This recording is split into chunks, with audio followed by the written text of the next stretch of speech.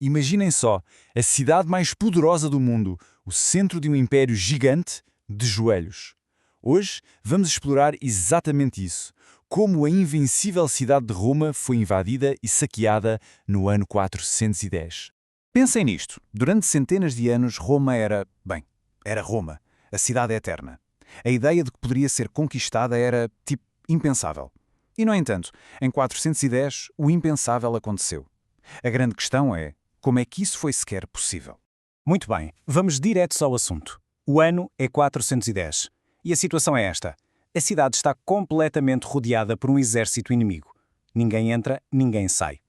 Imaginei o pânico a instalar-se. A primeira fase não foi logo um ataque de força bruta. Foi algo muito mais lento, é que podemos chamar o aperto. Uma tática de cerco, um estrangulamento deliberado, pensado para quebrar a cidade por dentro. E quem é que estava do lado de fora a apertar o cerco? Eram os visigodos. É importante saber quem eles eram. Um povo germânico, liderado por um general bastante astuto chamado Alarico. E atenção, não eram apenas bárbaros selvagens. Na verdade, era um povo que procurava um sítio seguro para viver, dentro do próprio Império Romano. O plano de Alárico foi, na verdade, brilhante e ao mesmo tempo cruel. Em vez de tentar um ataque direto às muralhas maciças de Roma, ele fez algo mais simples. Cortou-lhes o sustento, bloqueou as estradas, tomou o porto de Óstia, de onde vinha toda a comida, e transformou a maior cidade do mundo numa prisão faminta. O objetivo dele não era queimar Roma, mas sim usá-la como moeda de troca. E a estratégia dele resultou. E de que maneira? Lá dentro das muralhas, de repente, ninguém queria saber de legiões ou de defesas.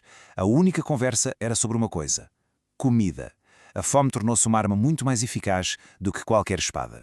Com a comida a escassear, os preços dispararam para valores astronómicos. O ouro parecia já não valer nada. Pensem bem, de que serve ter um monte de moedas se não se consegue comprar um bocado de pão? A cidade estava literalmente a morrer à fome. A vida dentro da cidade transformou-se num verdadeiro pesadelo. A ração de pão, que era um direito básico para os romanos, foi reduzida a quase nada.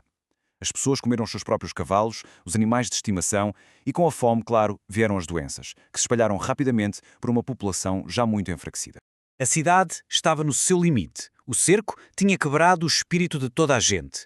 E foi então que, numa noite fatídica, o impensável aconteceu. As defesas cederam.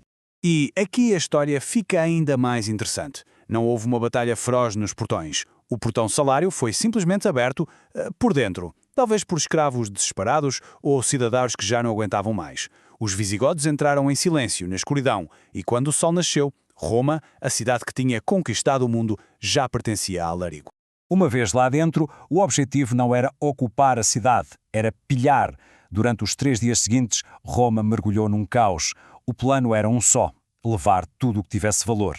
Para os cidadãos de Roma, foram 3 dias de puro terror. Os soldados de Alárico espalharam-se pela cidade a esvaziar as casas mais ricas e os edifícios públicos, levando os tesouros que Roma tinha acumulado durante séculos. A escala do saque foi imensa. Não estavam só a levar moedas. Levaram estátuas, joias, tudo. E, mais importante, levaram pessoas. A captura de Gala Placídia, a irmã do imperador Honório, foi um golpe político tremendo. Mostrou ao mundo inteiro o quão impotente o imperador se tinha tornado.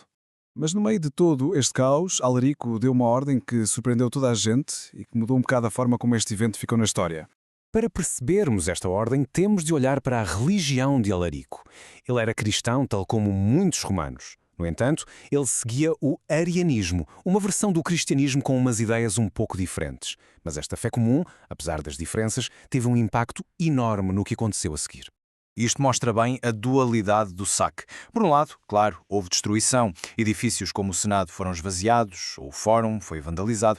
Mas, por outro lado, Alarico ordenou que as 2 igrejas mais importantes, as basílicas de São Pedro e São Paulo, fossem santuários. Quem conseguisse lá chegar estaria seguro. Isto não foi, portanto, a destruição cega que muitos poderiam esperar. Depois dos 3 dias, os visigodos partiram, carregados com os tesouros.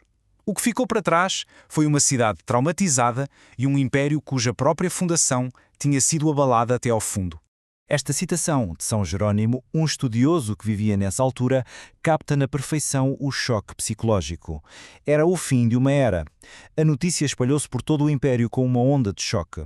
Se a própria Roma podia cair, então o que estaria seguro? E aqui está o ponto crucial. O saque foi muito mais do que o roubo de uma cidade. Foi como a primeira peça de um dominó a cair. A aura de invencibilidade de Roma desapareceu. O imperador pareceu fraco. E outros povos, ao verem esta fraqueza, começaram também a conquistar territórios. Para muitos historiadores, este evento é um dos momentos-chave que marca o princípio do fim do Império Romano do Ocidente. Então, o que podemos aprender com tudo isto? A história da queda de Roma em 410 não é apenas pó em livros antigos. Mostra-nos que mesmo as maiores potências podem ser vulneráveis tanto a pressões externas como a problemas internos. E fica a pergunta no ar: que lições nos ensina hoje a queda de uma superpotência?